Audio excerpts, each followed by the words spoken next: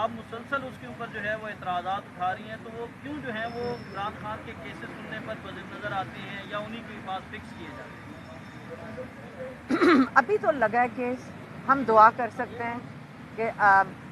انشاءاللہ عامر فاروق بھی اس کے اوپر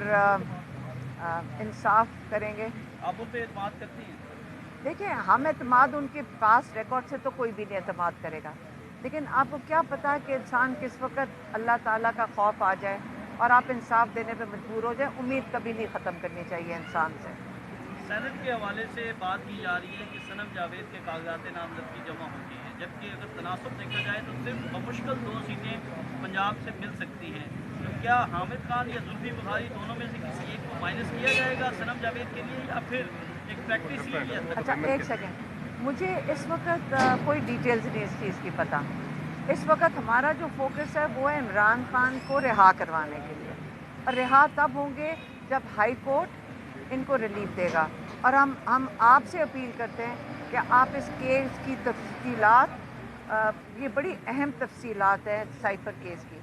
آپ یہ سوچیں کہ یہ 10 سال کی قید شاہ محمود اور عمران خان کو اس لیے ہے کیونکہ وہ انہوں نے کیا کہا تھا جج نے، ایک کاغذ کا ٹکڑا تم نے گما دیا ہے۔ آپ پھر سے سن لیں، ایک کاغذ کا ٹکڑا گمایا گیا ہے۔ ایک دفعہ کسی نے نہیں پوچھا، جو سپریم کورٹ کے اندر سائفر کا بھیجا گیا تھا، جب سپریم کورٹ کے اندر آپ کو پتہ ہے کہ سائفر کا جو کاغذ ہے وہ اس کو ڈی کلاسیفائی کر کے chief justice of supreme court کے پاس پڑا ہے، اب پہلے تو اس کو کھولنا چاہیے۔ اب دوسری بات یہ بھی سمجھ لیں، ہمارے کورٹس تو نہیں بلا رہے ان کو، ہمارے پارلیمنٹیرینز بھی نہیں بات کرتے کہ ہمارے ساتھ ایک کنسپریسی ہوئی ہے، لیکن اس وقت جو ہیومن رائٹس ایشوز پاکستان میں آئے ہیں، آپ کو یاد ہوگا امریکہ کے نظام پہ ہم دیکھنے میں زیادہ وہ قابل تعریف ہے کہ انہوں نے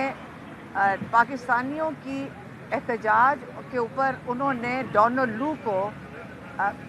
جو ان کی فارن افیئرز کمیٹی ہے، اس نے کانگریس کی فارن افیئرز کمیٹی نے ڈونلڈ لو کو ہیئرنگ کے اوپر بلا لیا۔ میڈم یہ بتا دیجیے کہ